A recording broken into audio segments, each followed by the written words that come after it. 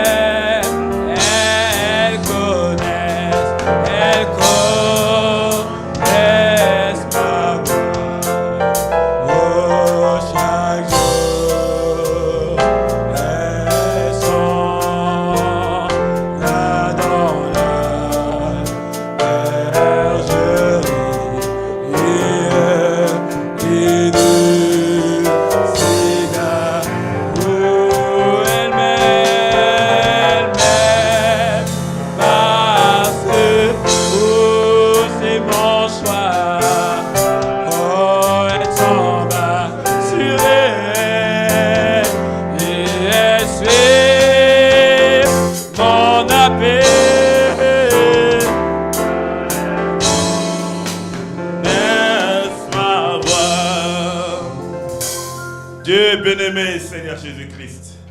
Merci Père, parce que tu as fait de nous tes brebis, Père. Et en ces jours de la voix du Saint-Ange, nous sommes contents d'être là. Écoutez Dieu parler à travers un homme, Seigneur.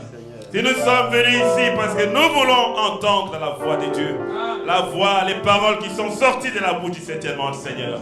Viens, parce que la vie éternelle est dans cette parole-là, Père. Nous ne voulons pas attendre autre chose. Ainsi, viens-nous en aide, Seigneur. On était ici le matin, on a été bénis, mais nous voulons plus de bénédictions, Seigneur. Plus de Christ à nous, Père. Au-delà, on veut être comme cette Vierge d'Aaron qui est restée dans cette présence, Seigneur, au point qu'à la fin, elle a mûri. Oh Dieu, amène chacun d'entre nous à la maturité aujourd'hui. Amène chacun d'entre nous à reconnaître sa position, Seigneur. Amène une pluie de bénédictions, Père. Un réveil dans chacun. C'est pourquoi nous sommes là, Père. Nous avons besoin de toi. Nous voulons voir le même Jésus-Christ qui est avec Branham être avec nous aujourd'hui. C'est pourquoi viens, bénis-nous aujourd'hui encore, Père, par ta parole. Bénis-nous par ta présence, Seigneur. Bénis-nous de toutes les bénédictions spirituelles dans les lieux célestes en Christ, Père. Nous abandonnons la réunion entre tes mains. Merci infiniment. Prends le contrôle de toutes choses. Merci, Seigneur. Au nom du Seigneur Jésus-Christ. Amen. Amen.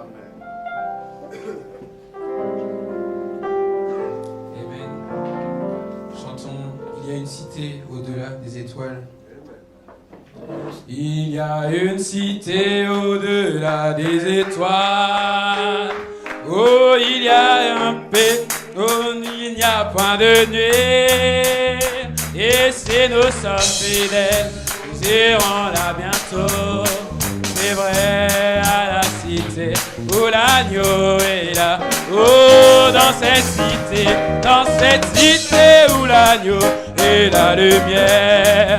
Oh, cette cité où il n'y a point de nuit. Oh oui, j'ai un beau palais là-haut, libéré. Oh, je m'en irai pour l'agneau. Oh, chantons dans cette cité, cité où l'agneau est là. Oh, cette cité où il n'y a point de. Oh oui, j'ai un beau palais là-haut, libéré. Moi, je m'en irai où l'agneau est la lumière. Oh, il y a un pays au-delà des étoiles. Oh oui, il y a une cité où il n'y a pas de nuit. Et si nous sommes fidèles, nous irons là bientôt. Oh oui, à la cité où l'agneau. Oh, chantons dans cette cité. Oh, l'agneau est là. Oh, dans cette cité. Cité où il n'y a pas de nuit. Oh oui, j'ai un beau palais là-haut, libéré. Oh oui, je m'en irai pour l'agneau. Ici nous sommes toujours. Oh, et si nous sommes éclairés, mais nous savons. Oh, que ce soleil qui brille sur nous maintenant. Oui, se s'endera en nuage quand nous irons. Oh oui, à la cité où l'agneau est là. Oh, dans cette cité. Oh, dans cette cité où il n'y a point de nuit. Oh oui, moi j'ai un mot. Oh, il est libéré. Oui, je m'en irai où l'agneau est là. Oh, là il y a des fleurs à Jeanne et le jour. Oh, sera un jour éternel et pas de nuit. Oh oui, non. Et suis à jamais. Oh, et dans la cité où l'agneau est. Oh, dans cette cité. Oh, dans cette cité où il n'y a pas de nuit.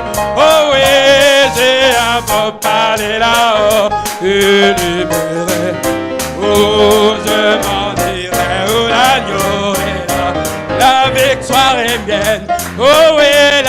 victoire est mienne. Ce jour, la victoire est mienne.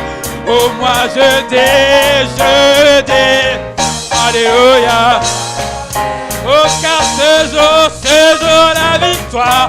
Oh, chantons la victoire, la victoire, la victoire, la victoire. Aujourd'hui, ce jour, la victoire, elle est mienne. Oh, et je dis ça, attends, yeah. Car ce jour, la victoire. Oh, la guérison, la guérison. Oh, ce jour, la guérison, elle est mienne. Oh, je dis, toi oui, Satan, yeah. Oh, et ce jour, ton est mienne. Oh, et viens, allons à la maison de mon. Oui, maison. Oh oui, maison.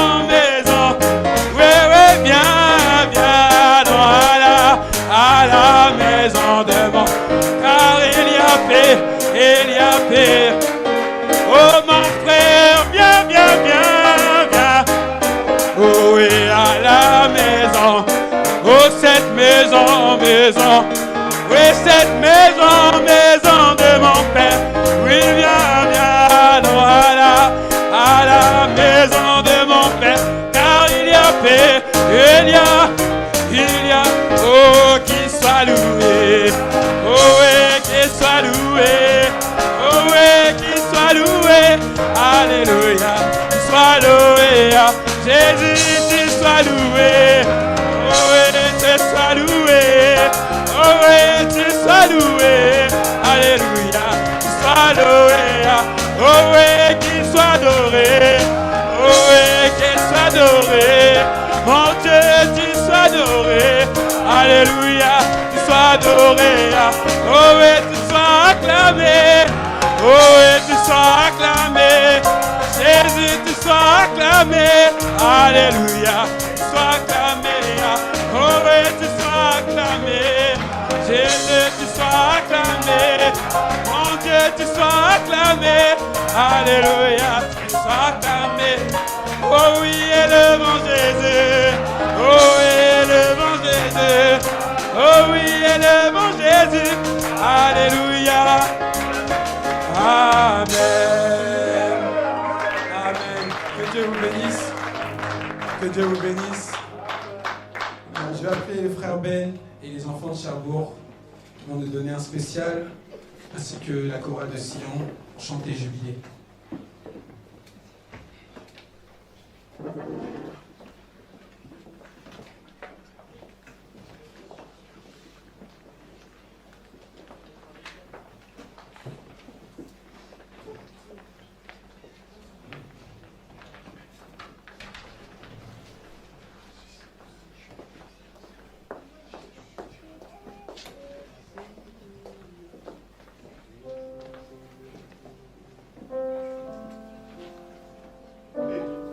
Mais ils sont où les autres? Maman la tête. Amen.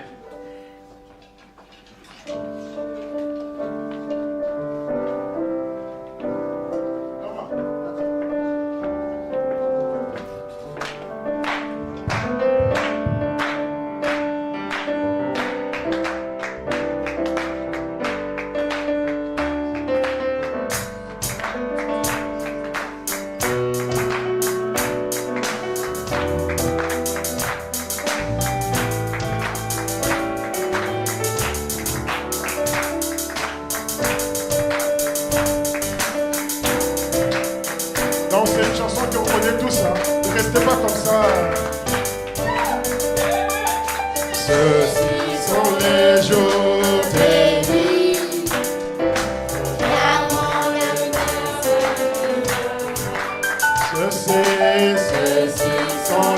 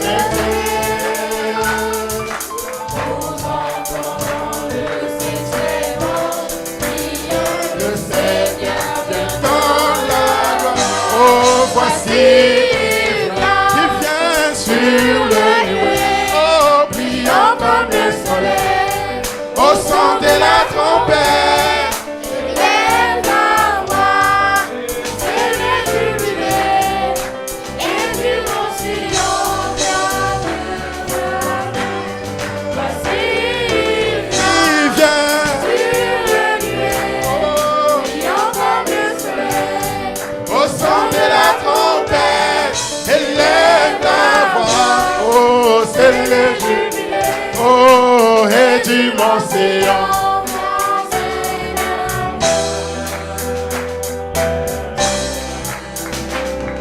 Ceux-ci sont les jours des éternels.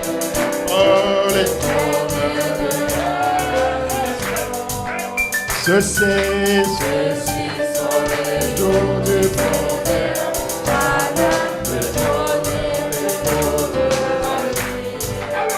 Oh, c'est le temps de la moisson. Le blé s'y mûre dans les champs.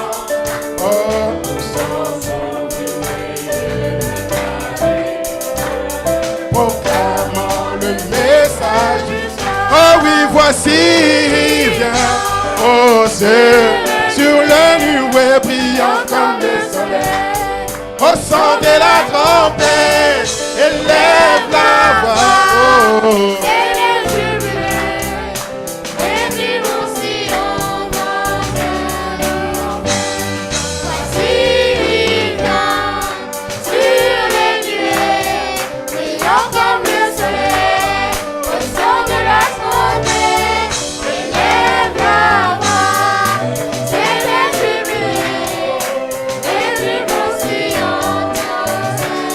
Voici il vient, oh sur les nuées, brillant comme le soleil, au son de la trompette, élève la voix, c'est le jubilé, et du vent sillonne un salut. Nul n'est comme toi, Jéhovah. Tu n'es comme toi, Jéhovah. Tu n'es comme toi, Jéhovah. Tu n'es comme toi, Jéhovah. Tu n'es comme toi, Jéhovah. Tu n'es comme toi, Jéhovah. Tu n'es comme toi, Jéhovah.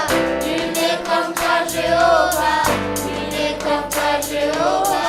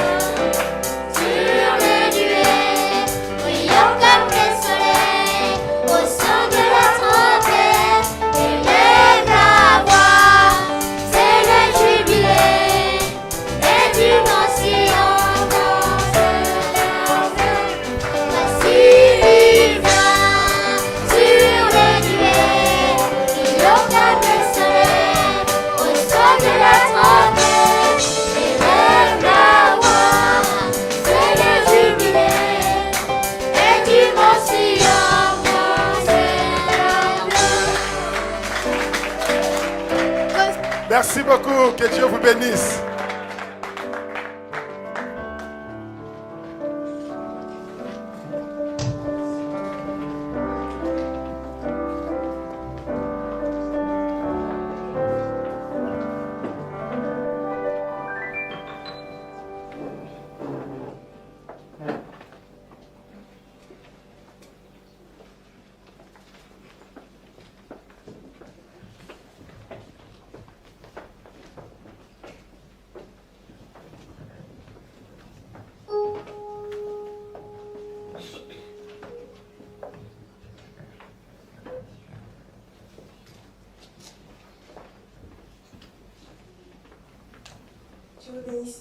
Amen.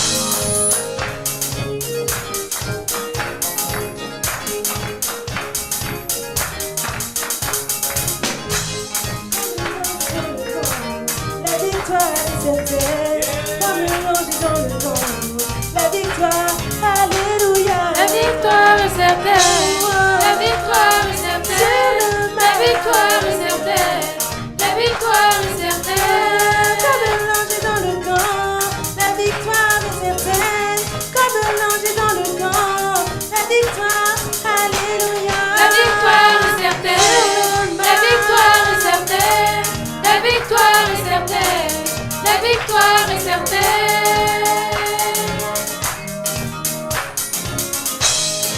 Les enfants d'Israël sortis de l'Égypte, comme l'ange était dans le camp.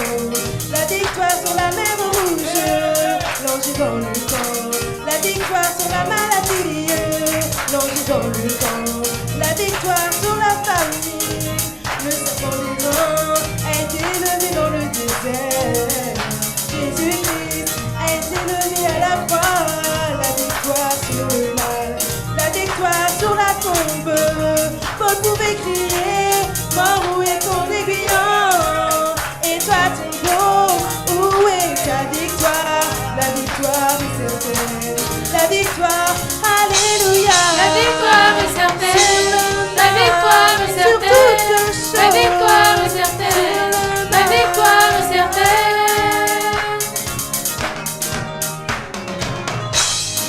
Les enfants d'Israël, comme ils péchaient contre l'Éternel, je voulus frapper, ils voulaient frapper le peuple.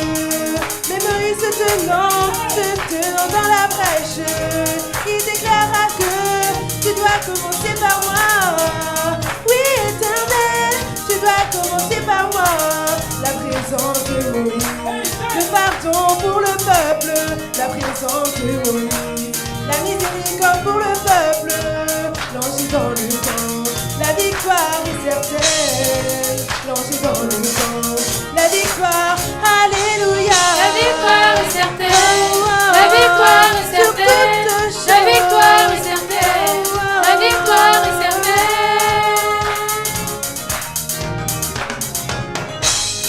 Malgré l'opposition, Tu seras vainqueur, les attaques de la vie, tu seras vainqueur, malgré les tentations du monde, tu seras vainqueur, malgré les attaques de Satan, tu seras vainqueur, l'ange est dans le camp et tu seras vainqueur, le message est dans le camp et tu seras vainqueur, l'ange est dans le camp et tu seras vainqueur. la victoire est certaine, la victoire, alléluia. La victoire est certaine, la victoire est certaine, la victoire est certaine, la victoire est certaine.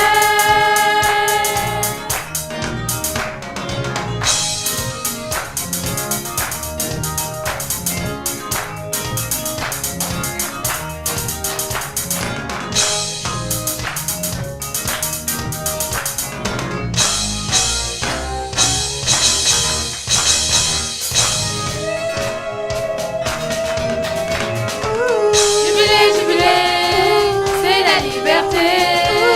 Jubilé, jubilé, c'est la liberté. Jubilé, jubilé, c'est la liberté. Et moi je suis rentrée dans ma famille, car ma famille c'est le message de l'heure. Fini l'horrible esclavage. Je suis rentrée dans ma famille. Jubilé, jubilé, jubilé, jubilé. Jubilé, jubilé, c'est la liberté. Jubilé, jubilé, c'est la liberté.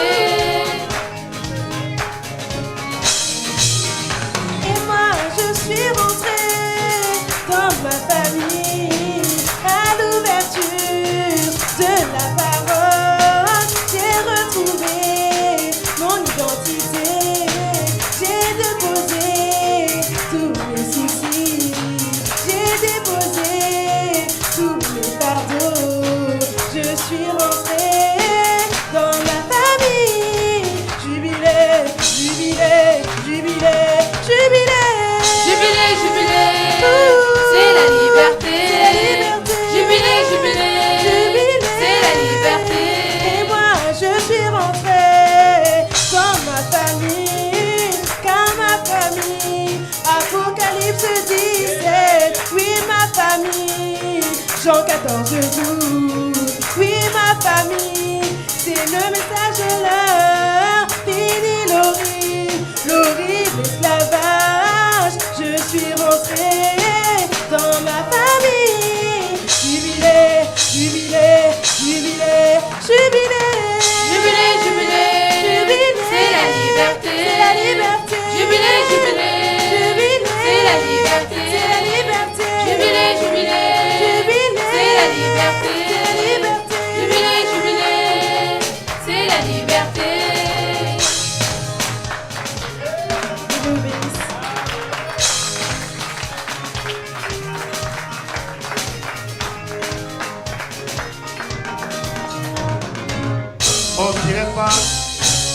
jubilé. Jubilé, jubilé. C'est la liberté. On se lève. Jubilé, jubilé. Alors, c'est la liberté. Toi, mets un peu. Hein? On va danser un peu. C'est la liberté. C'est le jubilé. Oh, je suis rentré dans ma famille à l'ouverture de la parole, à l'ouverture de ce message. Je suis rentré dans ma famille. Jubilé, jubilé, jubilé, jubilé. Tu aimes la danse. La danse, c'est la victoire, n'est-ce pas? C'est la liberté. Jubilé, jubilé. C'est la liberté. Jubilé, jubilé. Acclamons le Seigneur Jésus-Christ. Il est digne de louange. Il est digne d'adoration. Alléluia. Comme c'est bon de demeurer ici. Je me sens comme David. Quand il voit l'arche arriver, il ne peut pas s'arrêter de danser. Hein? Quand on voit l'arche dans le camp, on est dans la joie. En tout cas, je suis très content. Nous sommes très contents pour ces moments bénis. Nous allons passer à la première partie. Vous êtes d'accord avec moi? Nous sommes là pour la parole. La parole sur parole. Alors on va faire appeler le premier intervenant. Attends, c'est qui? Le frère Ben. Alléluia. Que le Seigneur soit béni. En tout cas, nous sommes heureux de voir comment Dieu est en train de travailler. Vous savez, ça nous fait de la joie. Vous ne pouvez pas savoir quand on voit Dieu suscite des ministères. Il y a Daniel à Paris. Acclamons le Seigneur Jésus. On voit Jack Alessi. Acclamons le Seigneur Jésus-Christ. Le Seigneur fait des choses. Il faut remercier le Seigneur. Et on voit déjà Frère Bienvenu qui commence à sortir. Alors ça fait la joie. On a encore une quatrième là. Frère Ben. Oh, que le Seigneur soit béni. En tout cas, nous remercions le Seigneur. Qu'est-ce que tu regardes là-haut, mon frère? Le Fils de l'homme est déjà venu. C'est la trompette qui a sonné pour tous les élus. Et nous marchons, c'est nous. Tout dans les champs, les peaux nous attendent. Et pour la conduite des réserves, nous montons vers les cieux. La cité perdue, cité perdue, pardon éternel, nous y serons très bientôt. Oh, oh, oh, Dieu est fidèle et accomplit tout ce qu'il avait. La cité perdue, cité perdue, pardon éternel. Nous y serons très bientôt.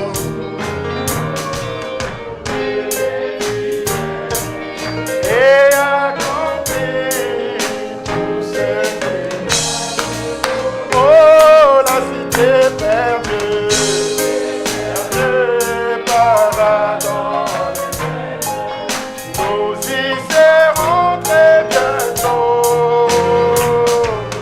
Dieu est fidèle et accomplit tout ce qu'il avait promis.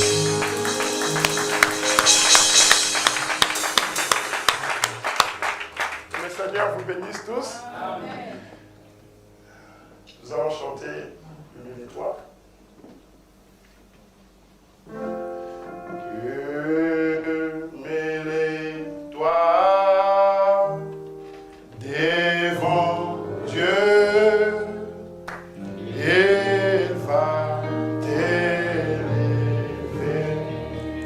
Humilie-toi, humilie-toi devant Dieu, puis il va t'élever.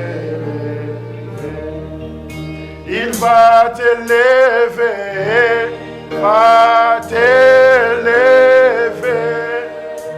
Il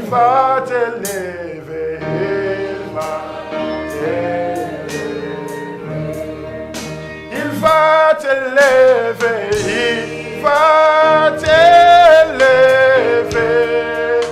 il va t'élever, il va t'élever. Dès comme il quitte ça, les boss fanzambe, yeah, oh, dès comme il quitte ça,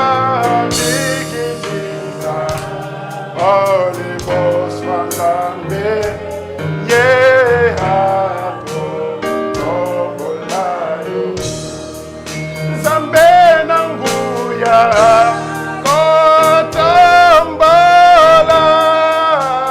yo, yeah, kotombola yo. Zambe malangua, kotombola yo, yeah.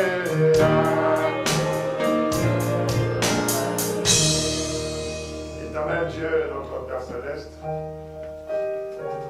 nous sommes dans la joie d'être cet après-midi encore une fois de plus, cet endroit qui a été préparé pour que ta parole puisse être apportée.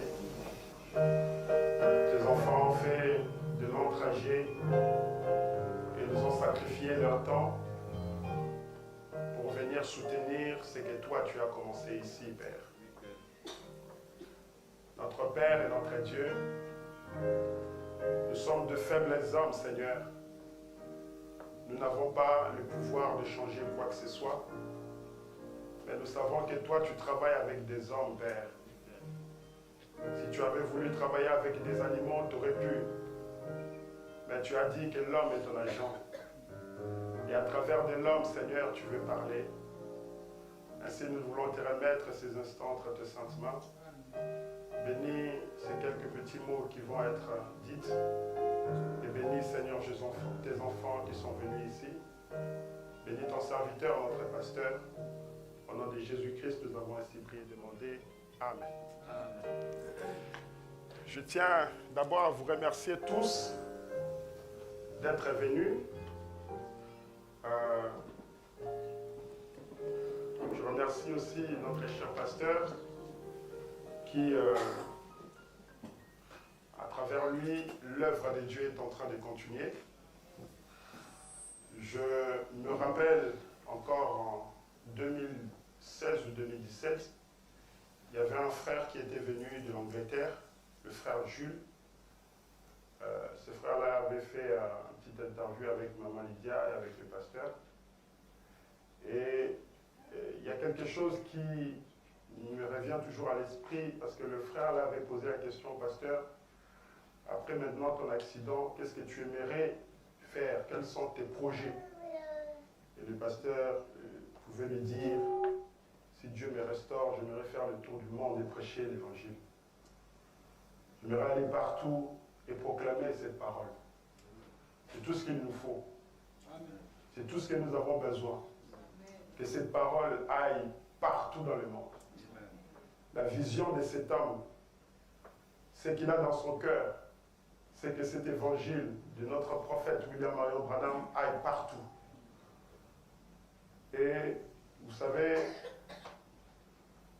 je pense que Dieu a toujours exaucé son serviteur.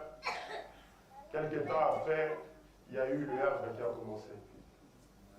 Après, maintenant, c'est Cherbourg. Et demain, ne vous étonnez pas si vous entendez qu'il y a quelque chose qui commence encore quelque part. Parce que Dieu entend les désirs du cœur de son serviteur et il répond à sa prière. Et vous savez que amener les âmes à Christ, ce n'est pas quelque chose de facile. C'est un travail très, très difficile. Je pouvais voir, à l'époque, j'étais stagiaire chez Frère Nazaire, dans son entreprise. Bon, l'entreprise où il travaillait. Et je pouvais le voir quitter Paris. Parfois, il passait des journées très, très difficiles avec le patron. Mais les soirs, il devait aller prêcher l'évangile. Je le regardais, je me disais, mais comment il fait?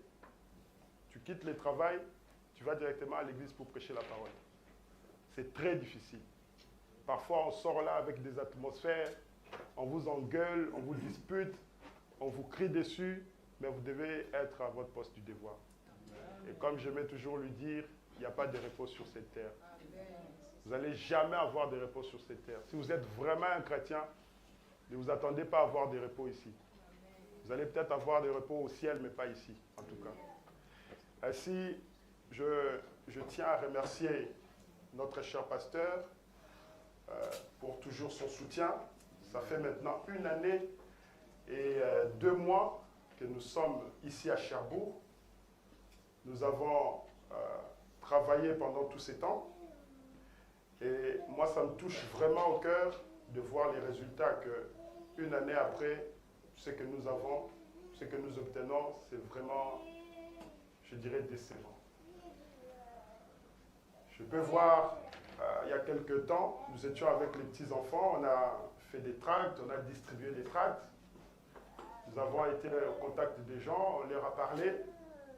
Mais 250 tracts ont été distribués, mais regardez ce qu'il y a aujourd'hui. Presque personne. Donc vous voyez que ce n'est pas quelque chose de simple. Mais il ne faut jamais désespérer. Amen. Et nous n'allons jamais nous abandonner ou délaisser comme ça. Amen. Le combat est dur et nous allons continuer. Amen. Vous savez, je comprends maintenant aujourd'hui pourquoi la Bible dit si une âme est sauvée, c'est comme 10 000 mondes. Une âme représente 10 000 mondes. Et donc, si une âme est sauvée, il y a tellement de la joie dans le royaume des cieux. Parce que ce n'est pas simple dans le monde dans lequel nous vivons. Vous allez dépenser votre argent. Vous allez dépenser votre énergie. Vous allez dépenser votre temps. Mais pour avoir quoi? 0. Et en plus, c'est des critiques. En plus, vous allez récolter que des critiques. Parfois même des insultes. Donc, ce que je voulais dire, Maman Nardette, nous avons l'habitude de venir avec Papa Bienvenu. Mais là, vous voyez que nous sommes une église qui a une force. Ah, acclamez un peu pour notre Seigneur.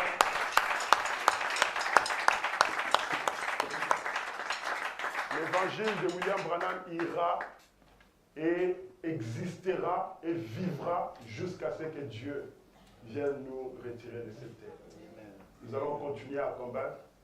Ainsi, je vous demanderai juste vraiment vos prières, vos soutiens. Quand je vois Benji maintenant qui fait des choses merveilleuses, et Peter qui est là, qui sacrifie son temps pour venir nous soutenir, je ne peux que vous dire merci. Sans plus tarder, nous allons rentrer directement à la parole. Et je vous prie de vous lever. Mon petit sujet cet après-midi, c'est Joseph et ses frères avant et après la Pentecôte. Joseph et ses frères avant et après la Pentecôte. Nous allons lire Genèse chapitre 37, verset 1 jusqu'au verset 4. Après, vous allez pouvoir vous asseoir. Jacob demeura dans le pays de Canaan, où avait séjourné son père. Voici la postérité de Jacob. Joseph, âgé de 17 ans, faisait paître les troupeaux avec ses frères. Cet enfant était auprès des fils de Bilia et des fils de Zilpa, femme de son père. Et Joseph rapportait à leur père leurs mauvais propos. Israël aimait Joseph plus que tous ses autres fils, parce qu'il l'avait eu dans sa vieillesse. Et il lui fit une tunique de plusieurs couleurs. Ses frères virent que leur père l'aimait plus que tous, et ils le prirent en haine. Ils ne pouvaient lui parler avec amitié. Vous pouvez vous asseoir.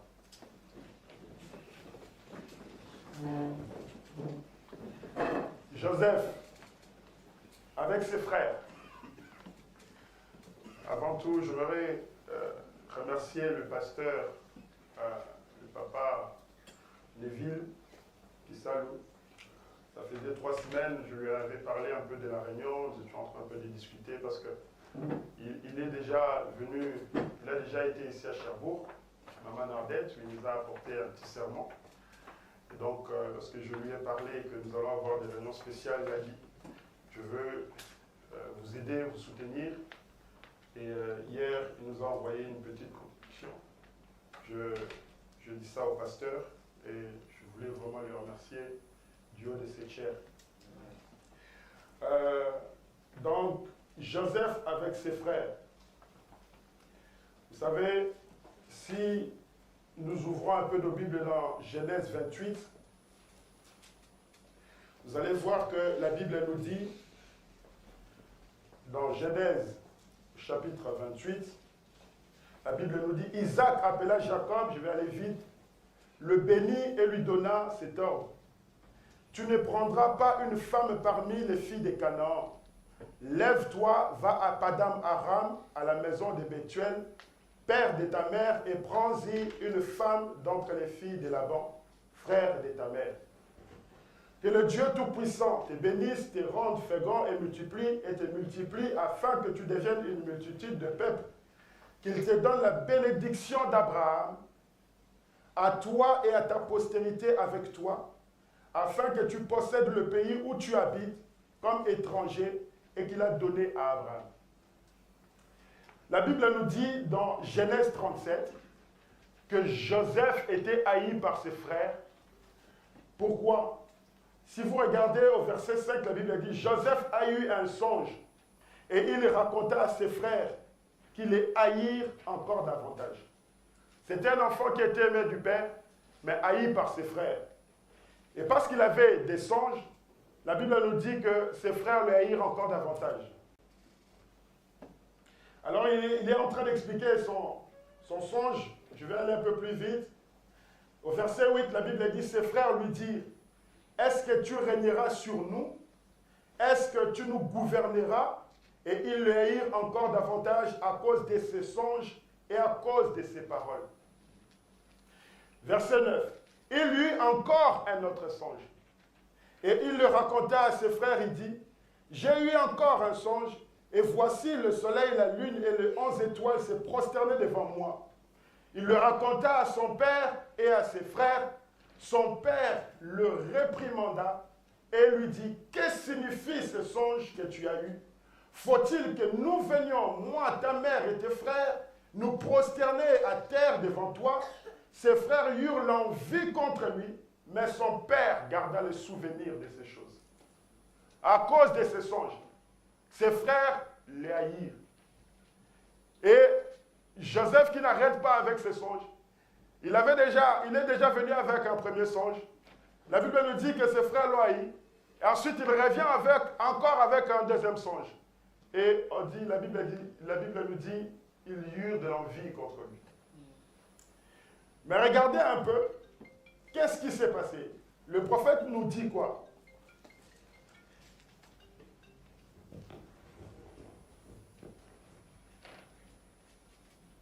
Le prophète nous dit que si Joseph était haï, c'était à cause de son état spirituel. Joseph, c'était un garçon spirituel. Joseph, il voyait des visions. Et c'est pour cela que ses frères ne voulaient pas de lui. Ils ne voulaient pas de lui parce qu'il était spirituel. Parce qu'il voyait des visions. Et ses frères, à cause de ça, ils les détestaient. Ils ne voulaient pas de lui. Et la Bible, si vous réalisez un peu l'histoire, vous allez voir que son père Jacob lui l'envoya pour voir si ses frères allaient bien. Et il va, lui dans son cœur, il se disait, je vais aller voir mes frères. Je veux savoir quelles nouvelles. Je veux savoir si les brebis, les moutons, tout ça, les troupeaux vont bien. Mais il arrive comme ça, et ses frères disent, voilà l'homme qui a eu des songes. Voilà l'homme qui croit et qui est aimé du Père. Nous allons le prendre, nous allons le tuer, et nous allons voir ce que deviendront ces songes. Nous allons voir ce qu'il va devenir avec ces songes. Parce qu'il ne voulait pas de lui. Et le Père l'aimait, mais eux, les frères, ne l'aimaient pas. Mais si vous regardez, Ruben dit à ses frères, versets 21, 31 et 37, 21, Ruben entendit cela et il les délivra de leurs mains. Il dit, ne lui ôtons pas la vie. Ruben leur dit, ne répandez point de sang, jetez-les dans cette citerne. Donc Ruben, lui, au lieu de faire un complot avec ses frères, lui dit non, on va quand même prendre le petit, on va le mettre dans les citernes. Et la Bible elle dit c'était pour qu'il puisse le renvoyer plus tard chez son papa. Mais vous savez l'histoire comme moi, on a pris le petit garçon, on l'a mis dans un trou, on l'a jeté dans un trou, et quelque part là, c'est Judas qui va dire, non, ne tuons pas notre frère. Il est quand même notre frère de sang. Si nous tuons notre frère, ce n'est pas bien. Qu'est-ce que cela nous fait de tuer notre propre frère? Qu'est-ce que cela nous fait? Alors, il y avait des Égyptiens qui passaient par là, et ils ont pris les garçons et l'ont vendu. Pourquoi? Parce que Joseph, il voyait des songes.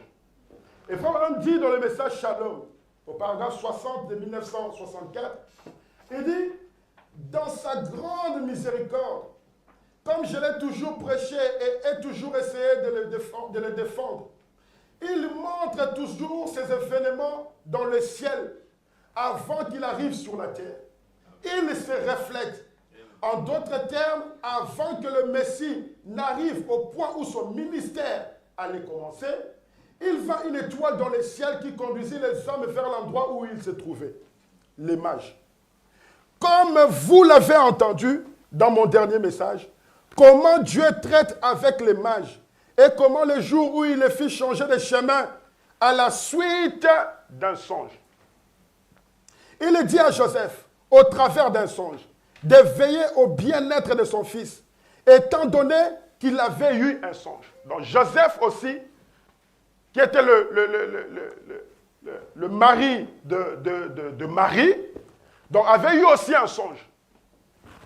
Et au paragraphe 61, le frère Branham dit, le songe, c'est quelque chose de secondaire qui est là à côté. Car des gens peuvent avoir des rêves qui ne sont pas justes. Mais il n'y avait point de prophète dans le pays en ces temps-là. Voyez-vous, il n'y avait point de prophète. C'est pour cela que Dieu dut utiliser ce qu'il pouvait.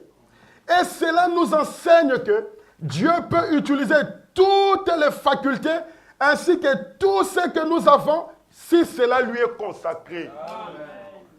Vous prenez votre vie, vous donnez à Dieu, il va l'utiliser. Vous prenez votre pensée, vous donnez à Dieu, il va l'utiliser. Tout ce qui est consacré. Il dit, mais premièrement, cela, lui, doit être consacré. Que votre méditation le soit, laquelle en a fait laquelle reflète vos rêves. Car c'est votre subconscient. Vous êtes là, vous pensez que c'est votre grand-père qui a mangé votre père, mais vous allez rêver que de ça. Et ne venez pas après pour dire que mon grand-père, il est sorcier. Non, c'est parce que vous pensez que de ça. Et il dit, si vous observez vos songes, vous verrez que c'est quelque chose à quoi vous avez pensé. D'habitude, quelque chose comme ça. Alors, laissez votre pensée être sur Dieu, afin que cela reflète quelque chose pour lui, et que tout ce que vous êtes le reflète. Amen. Toute votre pensée, toute votre imagination, tout ce que vous êtes, donnez ça à Christ. Et à cette période-là, il n'y avait pas de prophète. Et la Bible nous dit que Joseph, il a vu des songes. Et dans ces songes-là, le prophète nous dit que c'était parce qu'il était spirituel. Parce qu'il pouvait voir des visions. Nous allons lire ça. Et ses frères l'ont haï. Mais revenons un peu en arrière où je lis tout à l'heure sur Genèse 28. Je voulais vous montrer quelque chose. C'était pareil avec Jacob. Genèse 28 au verset 4. C'est là qu'Isaac est en train de bénir son fils Jacob. Il dit qu'il te donne la bénédiction d'Abraham, à toi et à ta postérité avec toi, afin que tu possèdes le pays où tu habites comme étranger et qu'il a donné à Abraham. Au verset 10. Jacob partit de Beersheba et s'en alla à Charan. Il arriva dans un lieu où il passa la nuit car le soleil était couché. Il prit une pierre dont il fit son chevet et il se coucha dans ce lieu-là. 12. Il y eut un songe. Et voici une échelle était appuyée sur la terre et son sommet touchait au ciel. Et voici les anges de Dieu montaient et descendaient par cette échelle. Et voici l'Éternel se tenait au-dessus d'elle et il dit, je suis l'Éternel, le Dieu d'Isaac, le Dieu d'Abraham, ton père, et le Dieu d'Isaac. La terre sur laquelle tu es couché, je la donnerai à toi et à ta postérité. Ta postérité sera comme la poussière de la terre. Tu t'étendras à l'Occident et à l'Orient, au septentrion et au midi, et toutes les familles de la terre seront bénies en toi et ta postérité. Voici, je suis avec toi, je te garderai partout où tu iras, et je te ramènerai dans ces lieux, car je ne t'abandonnerai point, que je n'ai exécuté ce que je dis. Dans un songe, Dieu qui lui apparaît, et qui a commencé à lui donner la bénédiction d'Abraham. Isaac, son père, le papa charnel, le papa physique, lui a donné la bénédiction. Mais ici, c'est le Dieu Tout-Puissant, le Dieu d'Isaac, le Dieu d'Abraham, qui vient lui confirmer cette même bénédiction-là. Est-ce que vous voyez? Amen. Maintenant, regardez. Si vous êtes un fils correct, on peut vous dire que oui, frère, vous avez un ministère, oui, vous pouvez faire des choses.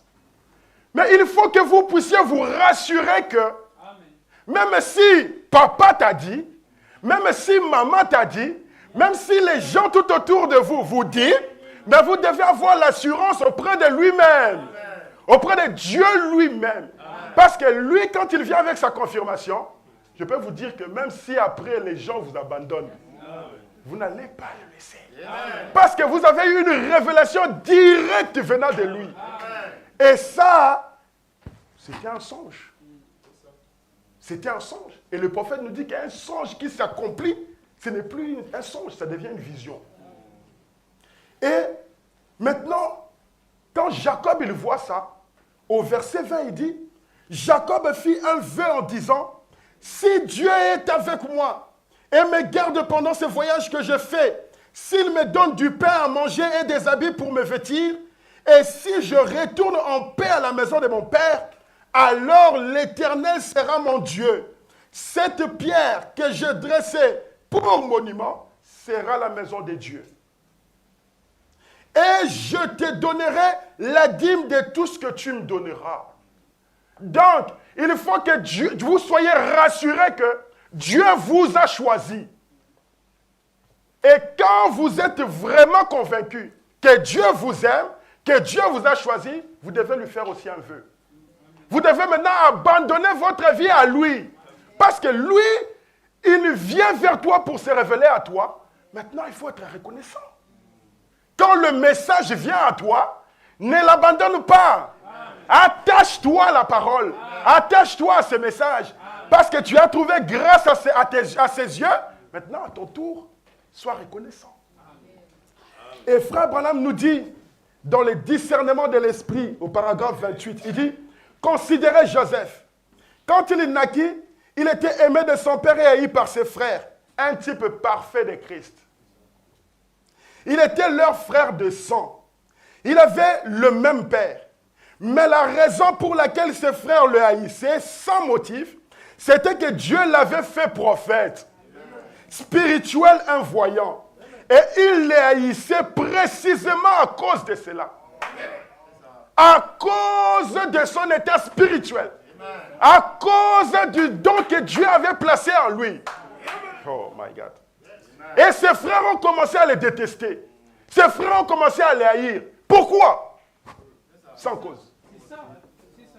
Maintenant il dit, et il les haïssait précisément à cause de cela. Mais Joseph n'y pouvait rien. Dieu l'ayant fait ainsi. Quand il dormait, ce n'était pas lui-même qui disait, bon maintenant le rêve vient. Non. Mais quand il dormait là, il a vu les gerbes qui se courbaient. C'était lui qui disait, maintenant les gerbes sont courbées. Non. Et ce n'est pas venu une fois. C'est venu une deuxième fois. Avec le soleil, avec la lune. Et son père qui dit, mais qu'est-ce que signifie tes songes là? Mais comme papa lui-même avait eu des songes aussi avant, il ne pouvait pas rien dire à Joseph. Parce que la Bible nous dit, il garda le souvenir de ces choses. Parce que lui-même aussi, Dieu avait parlé en lui. Mais les frères, Dieu n'avait pas parlé en eux. C'est pour ça qu'il les haïssait. Mais remarquez que Joseph n'avait pas haï ses frères. Pourquoi? Parce que Joseph avait l'amour en lui. Et c'est terrible quand même. Vous allez voir que le même Ruben, Lévi, Nephtali, les autres, ses frères à lui là, qui l'ont vendu. Judas, mais vous connaissez ce qu'a été Judas dans la Bible, non? Jésus-Christ est venu dans la tribu de Judas. Donc si Joseph avait haï Judas, mais Judas plus tard est devenu une grande référence. Donc si vous avez un don de Dieu en vous, n'haïssez pas votre frère, parce que Dieu peut l'utiliser pour autre chose du bien pour vous demain. Donc, j'ai la parole, j'ai le message, j'ai le Saint-Esprit, mais mon frère, il n'a peut-être pas encore compris. Alors il me combat. Alors il me met des bâtons dans la roue. Qu'est-ce que je fais? Je le supporte. Je l'appelle. Je le soutiens. Est-ce que vous êtes avec moi? Parce que je crois que comme lui aussi, nous sommes frères de sang, un de ces jours, il va voir. Il verra. Le prophète continue, il dit, paragraphe 29, il dit, et considérez l'esprit de Dieu en Joseph. Remarquez ce qu'il fit. Il était le même rôle de Christ. Il fut haï de ses frères et aimé de son père. Parce que l'esprit fit la différence. C'était un homme spirituel. Il avait des visions, interprétait des songes. Il ne le faisait pas pour sa propre gloire. Il le faisait parce qu'il y avait quelque chose en lui, l'Esprit de Dieu. Il ne serait pas allé là-bas de son propre chef et se faire jeter dans une fosse et attrister son père pendant toutes ces années, être vendu pour environ 30 pièces d'argent, être retiré de la fosse et devenir le bras droit de Pharaon, le roi de la terre de l'époque. Et dans sa ville et dans sa prison, il y avait un échanson et un panetier. Et l'un fut pendu, l'autre sauvé par ses prédications à la prison. Et avez-vous considéré Jésus?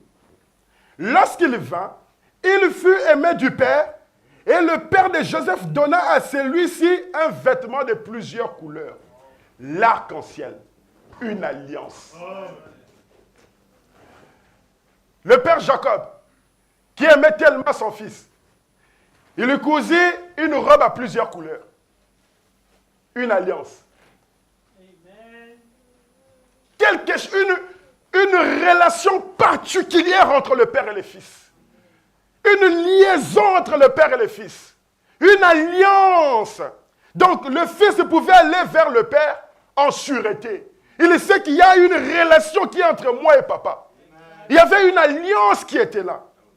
Et Dieu, le Père, donna à son Fils Jésus une alliance.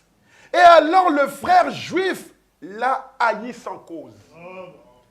Jésus-Christ, en relation directe avec le Père, haï par ses frères juifs, détesté par ses frères juifs. Et Dieu, le Père, donna à son Fils, donc il dit haï sans cause. Il n'avait pas de raison de les haïr. Il était spirituel et il était la parole de Dieu manifestée. Il vint pour faire la volonté du Père. Il vint pour accomplir les Écritures. Il vint leur apporter la paix, mais ils ne le comprirent pas. Et ils les haïrent sans cause. Quelqu'un qui venait pour leur donner la paix. Quelqu'un qui venait pour faire d'eux des grands hommes. Quelqu'un qui venait pour les délivrer. Quand vous avez quelqu'un de spécial dans les camps, restez là. Quand vous avez le ministère comme celui de notre pasteur ici en France, restez là. Restez là. N'allez pas à gauche, à droite. C'est Joseph. Joseph, ce n'était pas l'homme comme ça, mais c'était le don qui était à l'intérieur. C'est ça qui faisait de lui Joseph. Parce que les autres aussi, ils n'étaient pas différents de la chair par rapport à lui. Ils n'étaient pas différents. Mais qu'est-ce qui faisait la différence? C'était ce qui était à l'intérieur. C'était ce qui était à l'intérieur. Frère, restons là. Il y en a beaucoup qui ont commencé les églises, hein, mais ils ont fini où? C'est pas simple. C'est terrible. Restons là. Le prophète continue. Il dit, il vint pour faire la volonté du Père. Il vint pour accomplir les Écritures. Et il vint leur apporter la paix. Mais ils ne le comprirent pas et ils les haïrent sans cause. Ils ne se sont pas arrêtés pour chercher à voir ce qu'il essayait de réaliser. Et ils le jugèrent simplement par le seul fait qu'ils n'étaient pas d'accord avec eux. Ah.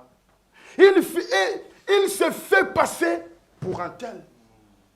Il se fait Dieu. Il était Dieu. Dieu était en lui.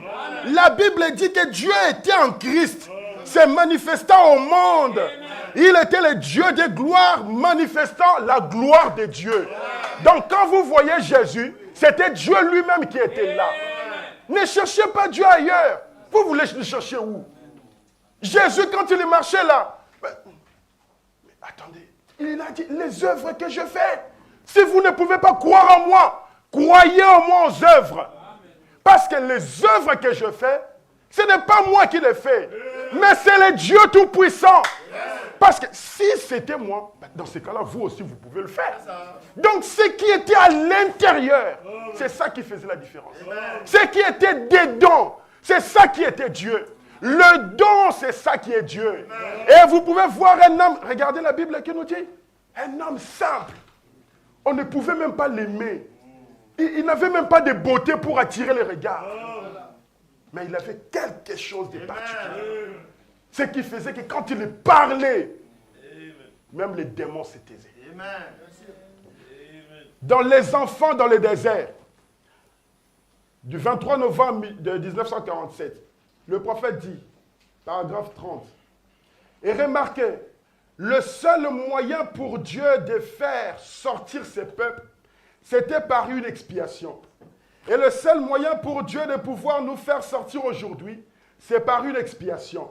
Et l'expiation a été déjà faite au calvaire. 31, remarquez, il descend de là. Oh, comme c'est parfait dans les Écritures. Comment Joseph, le plus jeune fils, rejeté par ses frères, Christ est rejeté par ses frères. Joseph portait un manteau de 7 couleurs. Et les 7 couleurs, évidemment, représentaient les 7 couleurs de l'arc-en-ciel. C'est ce qui était une alliance. Et Dieu a toujours eu son peuple de l'alliance. Et puis, ce jeune Joseph était censé être tué par ses frères. Et son manteau a été renvoyé à son père. Et j'aimerais que vous remarquiez une autre chose. C'est ce qu'il était jeté dans une fosse et il était censé être mort. Et il a été retiré de cette fosse et il a été amené dans la plus grande ville commerciale du monde. Il était devenu le bras droit, de sorte que personne ne pouvait franchir les portes ou entrer dans les cours sans être premièrement passé par Joseph. Un type parfait de Christ. On pensait qu'on l'avait tué et on l'avait jeté dans la tombe. Mais Dieu l'a ressuscité. Détruisez ce temple. Et en 3 jours, vous allez encore le voir marcher. Et Dieu l'a ressuscité. Et aujourd'hui, il est assis à la droite de la majesté divine. Et personne ne peut venir à Dieu sans passer par Christ. Est-ce vrai? Amen. Gardez votre Joseph. Gardez votre Joseph. Parce que si vous voulez aller à Dieu, Dieu va vous demander est-ce que vous avez Joseph. Si vous n'avez pas Joseph dans le cœur, vous ne passerez pas ici. Personne ne peut aller à Dieu sans passer par Christ. Et Christ, c'est la parole. Christ, c'est le message. Si vous recevez ce message ici, c'est un billet pour vous pour passer. Dans la révélation de Jésus-Christ, de 4, 12, 60. Je vais aller très vite. Paragraphe 325. Maintenant, remarquez donc, Joseph. Avant que Joseph aille quelque part, on devait premièrement sonner de la trompette. Et les gens criaient, fléchissaient le genou devant Joseph. Peu importe ce qu'un homme était en train de faire. Peu importe ce qu'un homme était en train de faire. S'il vendait un produit dans la rue, quand cette trompette sonnait, il fléchissait le genou. Vous êtes là en train de vendre votre affaire. Vous entendez le son de la trompette. Vous avez compris que c'est Joseph qui arrive. Vous abandonnez ce que vous êtes en train de faire. Vous vous agenouillez. Pourquoi Joseph arrive? Un homme s'apprêtait à sortir de l'argent dans sa poche. Mais il fléchissait les genoux. Je vais payer mon ticket de train. Tu restes comme ça et tu t'agenouilles. Parce que c'est Joseph. Il dit, Joseph arrivait. Le bouffon était sur le point de faire son spectacle. Et qu'est-ce qu'il faisait? Il devait s'arrêter. Joseph arrive. La trompette avait sonné. Quand Joseph arrive, tout doit s'arrêter. Quand Joseph arrive, vous devez rester calme. Un de ces jours, tout, même le temps s'arrêtera. Quand la trompette de Dieu retentira, que les morts en Christ ressusciteront et que poindra le matin éternel, resplendissant de beauté, tous fléchiront les genoux. Tous fléchiront les genoux. Tout genou fléchira et toute langue confessera cela. Commencez maintenant. Fléchissons les genoux devant Joseph. Quand vous avez entendu le son de la trompette, quand vous avez vu Jésus-Christ venir, fléchissez. Abandonnez vos péchés. Abandonnez tout ce que vous êtes en train de faire. Abandonnez l'indifférence. Vous, les frères de Joseph. Regardons un peu. Ils l'ont haï sans cause. Et pourtant, Dieu l'avait confirmé. Dans Matthieu 3, verset 17. Matthieu 3, verset 17. La voix. Dieu a déjà confirmé son Fils. Matthieu 3, verset 17. Et voici les cieux s'ouvrir. Hein? Il dit, et voici les cieux s'ouvrir. 16. Et il vit l'Esprit de Dieu descendre comme... Commençons un peu au verset 16. Il dit, dès que Jésus eut été baptisé, il sortit de l'eau, et voici les cieux s'ouvrir. Et il vit l'Esprit de Dieu descendre comme une colonne, et venir sur lui. Et voici une voix fit entendre des cieux ces paroles. C'est lui-ci est mon Fils bien-aimé, en qui j'ai mis toute mon affection. Donc à part lui, il n'y en a pas un autre. C'est Jésus-Christ en qui j'ai mis toute mon affection. L'amour de Dieu. Matthieu 17, 5.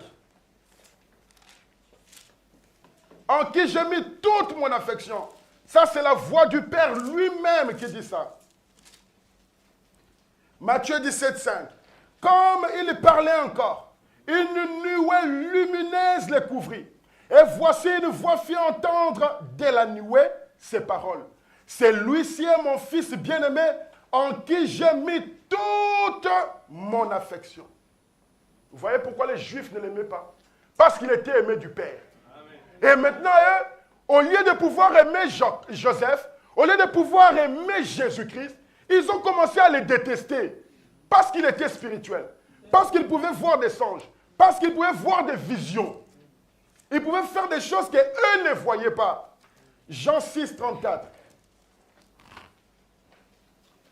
Ils lui dirent, Seigneur, donne-nous toujours ce pain. Jésus leur dit, je suis le pain de vie. Celui qui vient à moi n'aura jamais faim. Et celui qui croit en moi n'aura jamais soif. mais je vous l'ai dit, vous m'avez vu et vous ne croyez point. Regardez leur problème. Ils voyaient, mais ils ne croyaient pas. Ils voyaient, mais ils refusaient. Verset 41. Les Juifs murmuraient à son sujet parce qu'il avait dit, je suis le pain qui est descendu du ciel. Et il disait, n'est-ce pas là Jésus, le fils de Joseph? C'est lui dont nous connaissons le père et la mère. Il voyait le physique. Il ne voyait pas ce qui était à l'intérieur. Il ne l'aimait pas à cause de son physique. Parce qu'il n'était pas beau. Parce qu'il ne savait pas peut-être parler. Mais ils l'ont détesté comme ça, sans cause. Et il ne voyait pas qu'il y avait quelque chose en particulier en lui.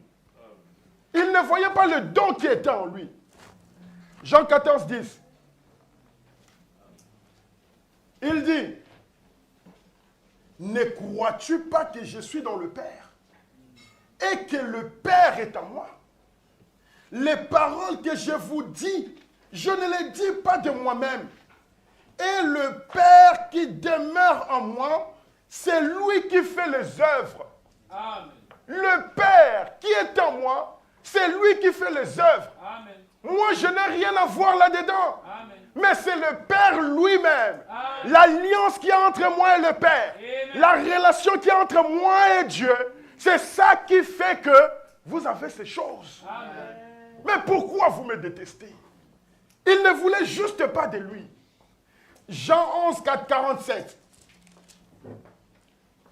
Alors, les principaux sacrificateurs et les pharisiens s'assemblèrent, le Sanhédrin, et dirent, que ferons-nous car cet homme fait beaucoup de miracles? Que ferons-nous car cet homme fait beaucoup de miracles? Si nous le laissons faire, tous croiront en lui. Si nous laissons cet homme ici continuer comme ça, mais nous n'allons plus avoir une église. Toute l'église là, les membres vont partir. Nous allons rester sans peuple, sans la dîme. Ils vont tous nous fuir. Et qu'est-ce qu'il dit? Que ferons-nous car cet homme fait beaucoup de miracles? Si nous les laissons faire, tous croiront en lui. Et les Romains viendront détruire et notre ville et notre nation. Maintenant écoutez, 49. L'un d'eux, Caïphe, qui était souverain sacrificateur, cette année-là, leur dit, vous n'y comprenez rien. Vous là, vous ne comprenez absolument rien. Vous ne réfléchissez pas qu'il est dans votre intérêt qu'un seul homme meure pour le peuple et que la nation entière ne périsse pas. Or, il ne disait pas cela de lui-même, mais étant souverain sacrificateur, cette année-là, il prophétisa que Jésus devait mourir pour la nation. Et ce n'était pas pour la nation seulement, c'était aussi afin de réunir en un seul corps les enfants de Dieu dispersés. Amen. Donc quand Jésus-Christ est mort, ce n'était pas juste dans le vide. C'était qu'il puisse changer maintenant de forme. Amen. Pour qu'il vienne en toi. Amen. Pour qu'il vienne en moi. Amen. Pourquoi? Parce que le don en toi, le don en moi, ce n'est plus moi qui vis. Amen. Ce n'est plus que toi qui vis. Amen. Et comme c'est le même esprit, ça fait quoi? Ça nous réunit. Amen. Ça nous met ensemble. Amen. Il n'y aura plus de Joseph avec ses frères. L'autre, il pousse ici, l'autre, il pousse là-bas. Non!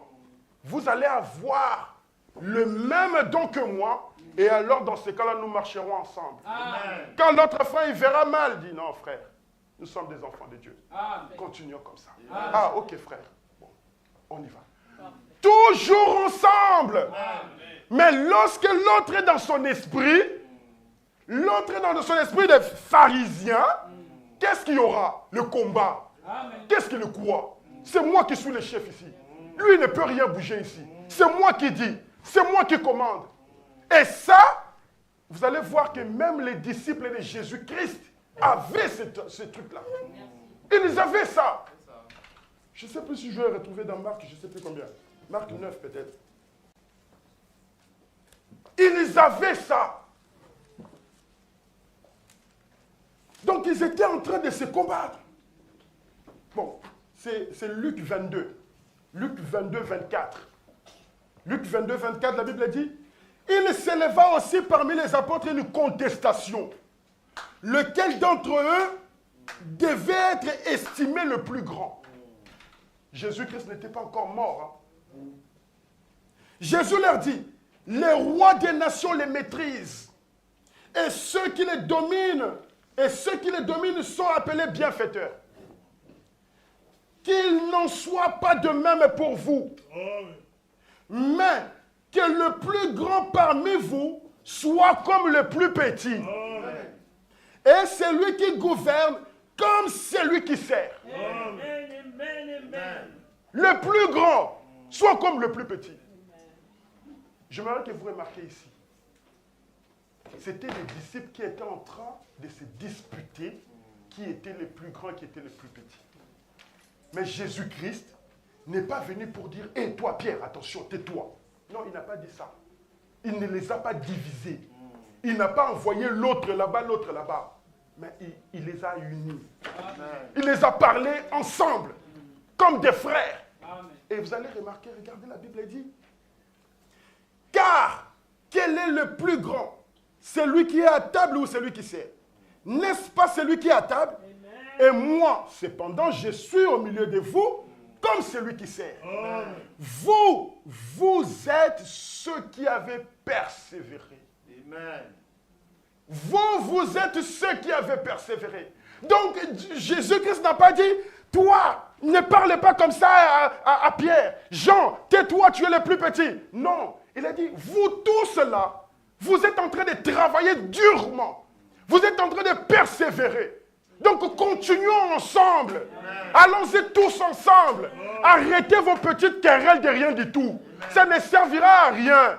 Attendez, quand je vais mourir et je vais ressusciter, je viendrai en vous. Et vous parlerez le même langage. C'est pourquoi je dispose du royaume en votre faveur, comme mon Père en a disposé à ma faveur, afin que vous mangiez et buviez à ma table dans mon royaume et que vous soyez assis sur des trônes pour juger les 12 tribus d'Israël. Donc regardez, ils avaient tous une mission, même s'ils étaient dans leur querelle. Et Jésus leur fait comprendre que non, ne continuons pas dans ces querelles-là. Ne continuez pas, ce n'est pas profitable. Vous êtes tous mes enfants. Vous êtes tous en train de persévérer avec moi. Le combat est dur. Le combat est terrible. Restons ensemble. Ne quittez pas. Restons ensemble. Soudons-nous. Le combat est dur. Dans la foi est une ferme assurance. Paragraphe 64. Et maintenant, écoutez. Maintenant, venons-en très vite à mon texte afin que nous puissions nous dépêcher. Dieu a rendu témoignage à l'offrande d'Abel. Dieu rend toujours témoignage à ses dons. Est-ce vrai? Maintenant, je veux que vous remarquiez que lorsque les enfants d'Israël étaient esclaves, en esclavage, pendant 400 ans, là en Égypte, amenés par Joseph, quand il était descendu, peu après, il s'élevait un pharaon, ou plutôt un pharaon, qui n'avait point connu Joseph. Et alors le peuple est entré dans l'esclavage. Et ils ont eu à construire des maisons en paille, des briques, des matériels en paille et en chaume. Et lorsqu'ils se sont mis à réclamer un grand cri un libérateur auprès d'eux, est-ce vrai? Ils ont crié et crié. Et Dieu avait préordonné un libérateur. Est-ce vrai? Moïse. Et quand Moïse a atteint l'âge de la maturité, il est sorti et il a vu 2 Égyptiens maltraiter un Hébreu. Et il a tué l'Égyptien et il les a enterrés. Et le lendemain, quand il a rencontré les Hébreux qui se battaient, ils lui ont dit, eh bien, veux-tu nous tuer comme tu as tué l'Égyptien? Maintenant, écoutez, soyez tranquilles. Moïse, le libérateur même, le don de Dieu pour le peuple, Ils ne l'ont pas compris. Moïse lui-même, le don de Dieu pour le peuple, ils ne l'ont pas compris. Voyez-vous ce que je veux dire? Ils n'ont pas compris Moïse. Et Moïse se disait qu'assurément il comprendrait qu'il était le don qui leur était envoyé pour les délivrer. Moïse, lui, dans sa tête, il croyait que les peuples là, ils vont comprendre que je suis le don. Je suis le don qui a été envoyé pour les délivrer. Puisqu'ils sont dans une situation difficile, d'esclavagisme, ils vont sûrement comprendre. Parce que hier, j'ai tué un Égyptien. Donc aujourd'hui, ils vont comprendre. Et maintenant, amis, ne me prenez pas mal. Et maintenant, amis, ne me comprenez pas mal. Là, c'est votre prophète qui est en train de dire. Et maintenant, amis, ne me comprenez pas mal. Puis-je dire ceci avec révérence? Dans mon cœur, sachant que je vais dans l'éternité, que je comparaîtrai un jour en jugement, des milliers de gens manquent de reconnaître leurs dons. Aujourd'hui, Dieu nous a envoyé un don. Mais des milliers de personnes manquent de voir le don. Nous avons distribué 250 tracts. Mais où sont-ils? Ils manquent de voir le don. Ils ne comprennent pas. Ils ne saisissent pas.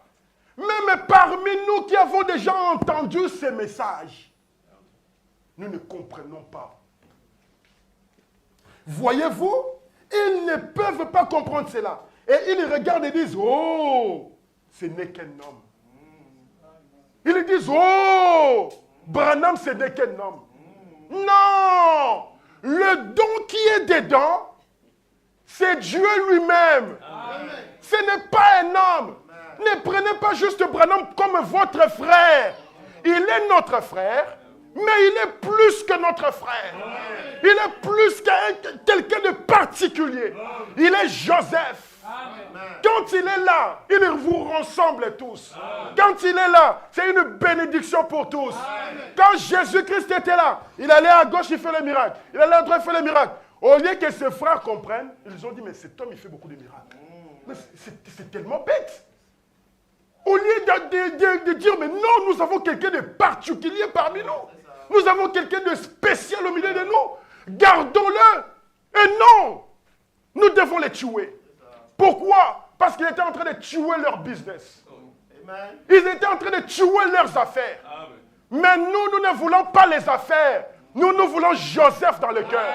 Nous voulons le Dieu Tout-Puissant dans le cœur. C'est Dieu-là, quand il est là, il donne la force, l'amour, l'unité, le travail, tout ce dont notre cœur a besoin. Il nous l'accorde. Il nous l'accorde. Et il dit, oh, ce n'est qu'un homme. C'est vrai. Était-ce Dieu ou Moïse qui a libéré le peuple? Frère Madame vous pose la question. Est-ce Dieu ou Moïse qui a libéré le peuple? C'était Dieu en Moïse. Amen. Voyez, ils ont réclamé les libérateurs. Et quand Dieu leur a envoyé les libérateurs, ils ont manqué de le reconnaître. Ils ont manqué de reconnaître cela. Parce que c'était un homme. Mais ce n'était pas un homme. C'était Dieu dans l'homme. Ce n'était pas juste un homme comme ça. Quand Dieu envoie son serviteur, lui-même aussi il vient. Il ne laisse pas juste l'homme partir comme ça. L'homme ne connaît pas les chemins. C'est Dieu qui connaît les chemins. Dieu était avec Moïse dans la montagne de Sinaï. Pendant que les enfants d'Israël étaient là en train de bricoler avec le Dieu, je ne sais pas de quoi. Ils ont fait un veau d'or. Dieu avec Moïse à la montagne. Il dit, descends vite. Descends vite. Parce que les enfants que toi tu as fait sortir de l'Égypte là, ils sont en train de faire quelque chose de vraiment de terrible. Mais comment Dieu avait vu ça? Comment Dieu qui était avec Moïse, du haut de la montagne, Moïse ne savait pas. Moïse était limité. Il ne voyait pas le peuple en bas qui était en train de faire le veau d'or. Mais Dieu qui connaît toutes choses, Dieu qui pouvait voir de loin le grand aigle, il a dit à Moïse, Moïse, descends vite. Parce que ceux-là sont en train de faire des choses abominables. Et si ce Dieu-là est en toi, il va te dire, attention, devant toi, il y a un danger. Attention, devant toi, il y a un problème. Parce que lui, il voit les devants. Toi, tu ne vois rien, mais lui, il voit. C'est pour ça, ayons notre Joseph. Amen. Joseph, il voit de loin et dit, je suis en train de voir qu'il y aura une femme qui va s'élever au temps de la fin. Amen. Elle sera habillée de la couleur violette. Amen. Lorsque vous verrez cela, faites attention. Amen. Joseph a vu de loin. Il a eu une vision. Et Joseph nous l'a dit. Amen. Et quand nous voyons cela, nous devons faire attention. Amen. Est-ce que l'écriture s'est accomplie? Oui, c'est accompli. Maintenant, que devons-nous faire? Attention. Amen. Pas de division. Pas de séparation. C'est le moment où je dois prendre mon frère parce que la prophétie est déjà accomplie. Maintenant, courons. Amen. Courons vite. C'est rangé du côté de Jésus. Le 1er juin 62. Et ils ont essayé. Ils ne voulaient pas admettre qu'ils faisaient l'œuvre de Dieu. Et ils essayaient de semer la discorde et amener les gens à ne pas croire. Mais ces gens qui croyaient en lui sont tout simplement restés avec lui. Ils ont pris parti. Amen. Les gens qui étaient avec Jésus, les disciples, même si les autres ne voulaient pas, même si les autres étaient en train de semer des discordes, mais ceux-là qui avaient reconnu en Jésus-Christ un don, ils sont restés avec Jésus. Amen. Paragraphe 149, c'est rangé du côté de Jésus. Vous savez, je pensais ici, quelques personnes que j'ai mentionnées par écrit, ils ne pouvaient pas dissuader l'aveugle. Cet homme à qui a juste ouvert les yeux, nous connaissons l'histoire. Et en plus, il leur a posé une question brûlante. Maintenant, ils sont venus là. Et Jésus est passé par là. Et il était un homme qui était méprisé et haï. La Bible a dit qu'il serait rejeté. Il n'avait pas une beauté qui nous le ferait désirer. Et nous tous, comme des brebis, nous errions. Il était un homme de chagrin, habitué à la souffrance. Et combien toute la Bible a dit ce qu'il serait méprisé et rejeté. Et nous voyons cet homme-là. Or, ceux qui croyaient la parole savaient que les choses même que Jésus accomplissait, ces choses étaient en rapport avec sa vie. Amen. Les gens qui aimaient Jésus, quand ils voyaient Jésus faire un miracle, ils savaient que ça c'est en rapport avec sa vie. C'était déjà annoncé des années avant par les prophètes. Donc quand ils voyaient ça, Jésus-Christ a posé la question, que dites-vous que je suis? Que dites-vous que je suis? Les autres, tu es Jean, tu es ceci. Il dit, mais qu'est-ce que les gens disent que je suis? Pardon. Après il leur dit, mais maintenant vous ici, que dites-vous que je suis? Et Pierre dit, tu es le Fils du Dieu vivant. Tu es la parole faite chair. Il avait la révélation de qui il était. Hein? Or, ceux qui croyaient la parole savaient que les choses même que Jésus accomplissait, ces choses étaient en rapport avec sa vie. Il savait qui il était. Ainsi, il ne pouvait rien lui reprocher de corrompu, parce qu'il ne pouvait pas voir cela. Et vous savez, de toute manière, l'amour est aveugle à ces choses. L'amour couvre une multitude de péchés. Vous savez, l'amour parfait chasse la peur et le péché et toute discorde. C'est ce que fait l'amour. Lorsque vous aimez quelqu'un, vous ne voyez pas ses erreurs. Lorsque vous commencez à voir quelqu'un dire « Ah non, il a fait ceci, il a fait cela », c'est qu'il n'y a plus l'amour. Ces gens étaient tristes. Donc quand leurs yeux s'ouvrirent, il parle de deux disciples sur le chemin d'Emmaüs. Ces gens étaient tristes. Ils parlaient d'un grand événement qui était arrivé. Il avait été retiré. Mais il parlait de lui. Et il est apparu là. Et quand il est apparu, il était pour eux un étranger. Ils ne comprenaient pas cela. Premièrement. 32. Pendant qu'il était en route vers cette petite ville Emmaüs, juste à 1 ou 2 milles, à une journée de sabbat ou quelque chose comme cela, D'abord, il leur a révélé les Écritures promises à son sujet pour ce jour. Maintenant, faites attention. Quand Jésus entre en scène, nous voulons le voir et parler avec lui après sa résurrection comme eux autrefois, comme ils l'avaient vu. La première chose qu'il avait fait pour eux, c'était se révéler à eux par les Écritures. Pourquoi? C'était des Juifs. Ils croyaient la parole. Lui, il s'est révélé. Il a révélé la parole écrite à son sujet. Comment s'était-il pris? Comment s'était-il fait connaître à eux? En faisant les mêmes choses qu'il avait fait avant sa crucifixion. Comment Christ s'était révélé à ses deux disciples? C'était en faisant la même chose qu'il avait fait avant la crucifixion. Merci. Alors ils ont reconnu que c'était lui. En effet, il était ressuscité des morts. Toute la prédication, tout l'enseignement et tout le reste qu'il avait fait avait échoué. Donc Jésus-Christ, toute la prédication, tout l'enseignement qu'il avait donné avait échoué. Mais maintenant, qu'est-ce qu'il a fait? Mais quand il s'est révélé en faisant la même chose qu'il avait fait avant sa crucifixion, ils ont reconnu que c'était lui. Quand il a refait la même chose, ils ont vu que c'était lui. Maintenant, le prophète est en train de dire, donc qu'est-ce qu'une vision? Il me reste 5 minutes, je vais aller très vite. Maintenant, mes réunions en Amérique n'ont pas été très fameuses, comme elles devraient l'être en Amérique. Mes réunions ont plus d'effet pour le Seigneur outre-mer. Ils soutiennent mieux cela.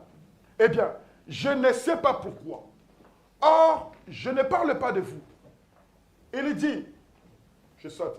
Eh bien, c'est à quoi les Américains réagissent le mieux. C'est au service des guérisons, à mon avis, eh bien, ceux de frère Oral Robert. Or, frère Oral Robert est un orateur puissant, un vrai prédicateur et un bon frère qui craint Dieu. Frère Oral Robert est un ami intime à moi et aimable. Voyez, nous pouvons tous deux entrer dans une ville. Lui commence la réunion et moi je commence la mienne. Ces auditoires dépasseraient les miens de loin, rien qu'avec une petite annonce, parce que son ministère a un impact plus grand ici en Amérique, car il est un orateur très influent. Il sait s'y prendre, il est intelligent, instruit, il connaît la Bible. Il peut se présenter de telle manière, que des gens instruits écoutent cela, car c'est au niveau de leur vie. Mais on nous prend. Hein? Il dit, mais on nous prend. Quand nous sommes allés en Afrique, eh bien, il n'y avait pas de tout de comparaison. Oral Robert, il était très fort aux États-Unis, avec des messages intellectuels, bien ponctués, bien parlés. Là, c'est Oral Robert aux États-Unis. Mais lorsque nous sommes allés en Afrique, il n'y a pas de comparaison. Qu'est-ce qui fait ça? Vous voyez? Et les gens qui ne sont pas instruits, pas beaucoup instruits, et tout attendent le surnaturel. Ils attendent le surnaturel. Et le surnaturel, c'est le don qui est à l'intérieur. C'est Jésus-Christ lui-même. C'est Dieu lui-même. C'est Joseph. Lorsque le surnaturel est là, c'est ça qui fait la différence. C'est lui, Joseph, le type parfait de Christ. Quand il vient en toi, c'est lui qui fait la différence. Or, les Américains l'ont rejeté. Les Américains ne veulent plus de lui. Frère, lisons un peu Matthieu 15. Excusez-moi. Lisons un peu Matthieu 15. Dans Matthieu 15, verset 21, la Bible nous dit, Jésus étant parti de là, se retira dans le territoire de Tyr et de Sidon. Et voici une femme cananéenne qui venait de ces contrées, lui cria, « Aie pitié de moi, Seigneur, fils de David. Ma fille est cruellement tourmentée par le démon. » Il ne lui répondit pas un mot. Et ses disciples s'approchèrent et lui dirent avec instance, « Renvoie-la, car elle crie derrière nous. » Il répondit, « J'ai été envoyé aux brebis perdues de la maison d'Israël. » Jésus ici qui dit, j'ai été envoyé à la... j'ai été envoyé qu'aux brebis perdues de la maison d'Israël. Envoyé qu'aux brebis perdues de la maison d'Israël. Et si vous regardez bien Jésus, quand il est venu seulement, il a visité seulement les Juifs et les Samaritains. N'est-ce pas vrai? Amen. Il a visité seulement les Juifs et les Samaritains. Et regardez que cette pauvre femme qui vient du Canaan, là où Isaac avait dit à Jacob, toi, ne te marie pas ici. Va à Padam Aram. Là-bas, tu trouveras une femme. Parce que les habitants de Canaan, je n'en veux pas. Il n'y a pas de liaison entre nous. Il n'y a pas une alliance avec eux. Et regardez que cette femme de Canaan, qui vient aussi, qui pleure. Mais Jésus dit, j'ai été envoyé qu'aux brebis perdues des enfants d'Israël. Et les disciples qui étaient là, au lieu même d'avoir pitié d'elle, ils ont dit, renvoie-la. Pas de pitié. Et il répondit, je n'ai été envoyé qu'aux d'Israël. Mais elle vint se prosterner devant lui, disant, Seigneur, secours-moi. Une femme de Canaan avec une grande foi. Une femme de Canaan avec quelque chose de particulier. Et regardez que Jésus dit, disant, Seigneur, secours-moi. Il répondit, il n'est pas bien de prendre le pain des enfants et de le jeter aux petits chiens. Oui, Seigneur, dit-elle. Mais les petits chiens mangent les miettes qui tombent de la table de leur maître. Alors Jésus lui dit, femme, ta foi est grande. Qu'il te soit fait comme tu le veux. Jésus-Christ a compris que toi, dans cette femme ici, tu as quelque chose de grand. Amen. Tu as une foi qui est grande. Amen. Que parfois en Israël, on ne voit pas. Mais toi, tu as quelque chose de grand. Amen. Maintenant, je vais terminer. Excusez-moi, je ne suis pas allé au bout, mais le temps, effectivement, parce qu'on a encore une deuxième intervention, effectivement, il faut arrêter. Mais regardez. Dans la foi est une ferme assurance.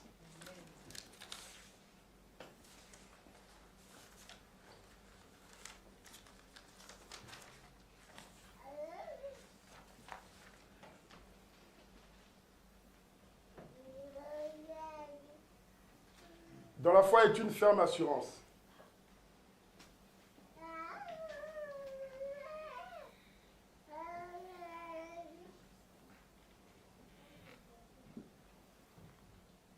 Je vais commencer au paragraphe 82. Le prophète nous dit, j'étais là, à Kadem, dans l'Arkansas, avec frère Adam. Je me demande seulement, si seulement l'un de ses frères Adam est ici ce soir. Et étant chez lui, il m'a entraîné dehors, des milliers avaient assisté au service. Et un jour, on me faisait sortir de service et j'ai entendu continuellement quelqu'un crier, « Pitié, pitié, oh, êtes-vous révérend ?» Cet homme-là en train de crier, « Pitié, pitié, oh, êtes-vous révérend ?» Cette femme ici a crié, « Oh, fils de David, aie pitié de moi. » Mais sauf qu'elle était de Canaan. Mais comme elle avait une grande foi, Jésus-Christ a regardé et a dit, non, cette foi-là, je ne peux rien faire. Va, tu as une grande foi, reçois ce que tu veux. Et ici, cet homme qui est en train de pleurer, il dit,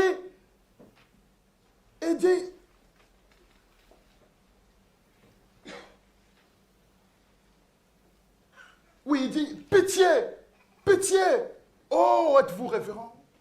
Et je me suis retourné. Frère Adam a dit, vous ne pouvez pas arrêter. Vous ne pouvez pas arrêter. Vous savez, c'était un homme de couleur. Puisqu'il était un homme de couleur, non, tu ne peux pas t'arrêter. Continuons. Puisqu'elle était de Canaan, renvoie-la. Puisqu'il était de couleur, tu ne peux pas t'arrêter. Oh, mes frères.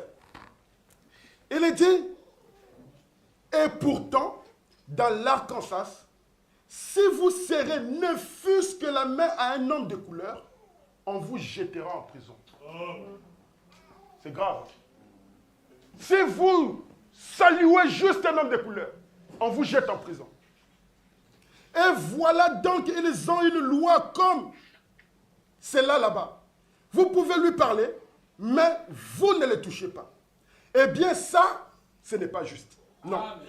C'est un humain comme vous ou moi, ou n'importe qui d'autre. Maintenant, c'est Joseph qui est en train de me défendre. C'est tout à fait vrai. Je ne sais pas ce que vous en pensez, mais je peux décharger mon âme à ce sujet. C'est juste, assurément. Je suis pour Abraham Lincoln et cela est juste. Regardez. Et là, c'était né ce pauvre homme de couleur criant, « Oh, révérend !» Frère Adam a dit, « Venez, frère Branham. » Il est tire, frère Branham. « Venez, frère Branham. » Il a dit, « Oh là là, regardez cette foule, a-t-il dit. Ils font pression à cause de vous. Et on m'a tiré hors de la foule. Ils ne veulent pas être durs. Mais ils essayent de me prendre. Parce que, mes amis, quelquefois les gens viennent tout autour et ils vous piétinent presque à mort. Et on vous tire tout simplement. J'aime les gens. Que Dieu bénisse leur âme. L'amour de Joseph. J'aime les gens. Est-ce que vous aimez les gens, vous? J'aime les gens. L'amour qui est à moi fait que je puisse aimer les gens. Il dit, j'aimerais me tenir là, même et toucher chacun d'eux, et prier pour eux jusqu'à ce que soit simplement, et que le souffle quitte mon corps. Oh my my. La dernière soirée, lorsque j'ai quitté le bâtiment, ils ont dû presque m'étendre dans la voiture. Même mon corps et tout avait des secousses et bondissait comme ça. Il fallait qu'on les tire. Vous ne réalisez pas la tension sous laquelle on est quand on exerce l'autorité. Il dit, je saute un peu, 85. Alors j'ai dit, 1 minute. Il criait tout simplement, le pauvre. Il tenait son chapeau en main, il avait des cheveux gris, il disait, révérend, révérend. Sa femme a dit, tu ne peux pas l'atteindre, chérie. Tu ne peux pas l'atteindre. Et j'ai dit 1 minute. Juste 1 minute. Oh my. Amen. Pendant que Bartimée un jour, il était là comme ça aveugle. Il ne pouvait pas atteindre le Messie. Il avait juste entendu le sang que Jésus-Christ passait par là. Amen. Il pouvait crier, oh fils de David, oh fils de David, aie pitié de moi. Les autres disaient, tais-toi, il ne va pas t'entendre. On les poussait, on disait, il ne va pas t'entendre. Mais Jésus-Christ a dit, arrêtez. Amen. Il y a un cri d'un fils de David quelque part. Amen. Il y a le cri d'un fils de Dieu quelque part. Amen. Et là, cet homme, c'est sa femme qui lui dit, arrête de crier. Il ne t'écoutera pas. Arrête de crier. Il ne t'entendra pas. Mais qu'est-ce qui s'est passé? Joseph, à l'intérieur du prophète, arrête-toi. Il lui dit, arrête-toi. Oh, mes frères. Qu'est-ce qui se passe? Il dit, vous ne réalisez pas la tension sous laquelle on est quand on exerce l'autorité sur ces démons. Quand ils sont sortis et qu'ils sont dans la salle. Et vous en êtes responsable. Quand on chasse les démons, ils sont là en train de sauter, de crier, de chercher où fuir. Vous ne savez pas la tension que ça fait sur le prophète. Ils cherchent où, comment s'enfuir. Il dit, et que vous êtes responsable. Et s'il arrive quelque chose dans le bâtiment, eh bien, on vous mettrait en prison et on interdirait la réunion définitive. Maintenant, je saute. Il dit, et j'ai dit, donc 85, je reviens là où j'étais. Et j'ai dit, 1 minute, juste 1 minute. Et alors, je me suis retourné et j'ai dit, regardez. J'ai dit, qu'y a-t-il, monsieur? Et frère Adam et l'autre homme m'ont amené là où il était. Et j'ai dit, qu'y a-t-il? Il a dit, révérend, révérend. Vous voyez? Il me tenait comme cela, il a dit, révérend. En posant sa main sur moi, j'ai dit oui. Il a dit, 1 minute, révérend. Il a dit, j'ai parcouru une longue distance pour arriver ici. Il a dit, la nuit d'hier, a-t-il dit, ma vieille mère qui est morte, il y a environ 20 ans presque, a-t-il dit, elle était une chrétienne. Et cela fait plus de 12 ans que je suis aveugle. Il a dit, et hier soir, ou plutôt avant hier soir, je rêvais que Dieu avait envoyé son don de guérison. Son don de guérison divine et que c'était à Camden, dans l'Arkansas. Et que moi, je ne vous laisse pas passer. Pendant que j'étais là, ma mère qui est morte il y a longtemps, elle m'est apparue en songe. Un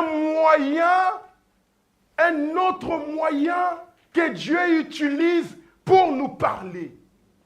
Vous vous souvenez, le prophète l'a dit. C'est un moyen secondaire pour nous parler.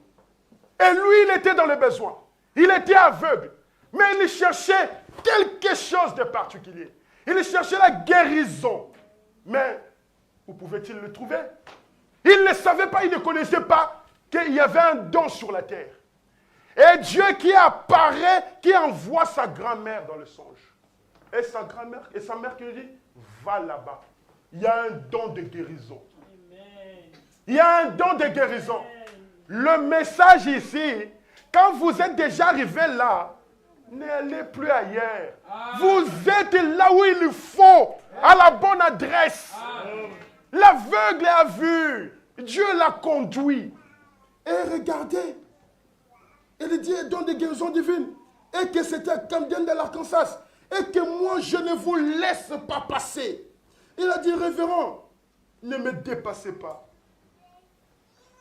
Que je ne vous laisse pas passer. Et révérend, ne me dépassez pas.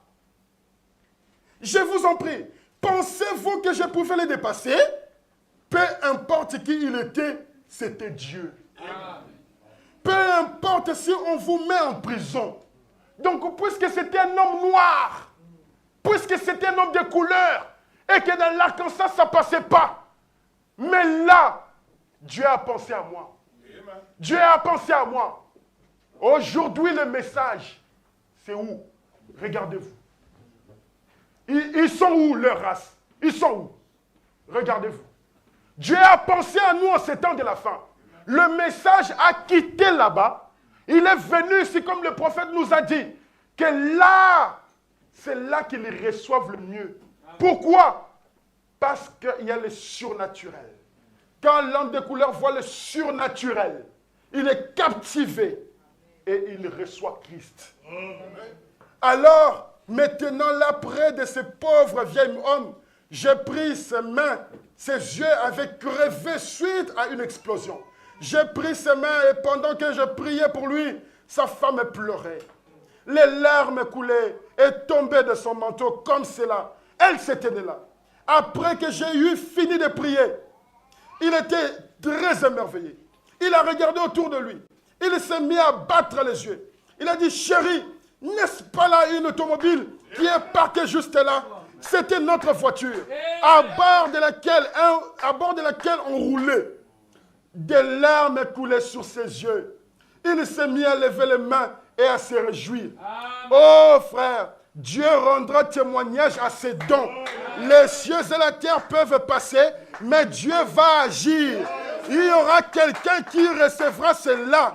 Bien sûr que oui. Si vous venez honorer ce que Dieu a fait pour vous, c'est vrai, Dieu rendra témoignage à son don. C'est maintenant même le temps de commencer. Nous allons honorer le don de Dieu.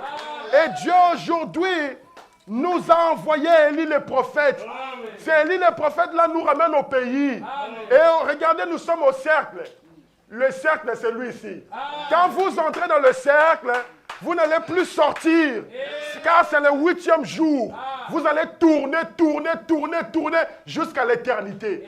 Entrez dans le cercle. Que le Seigneur vous bénisse.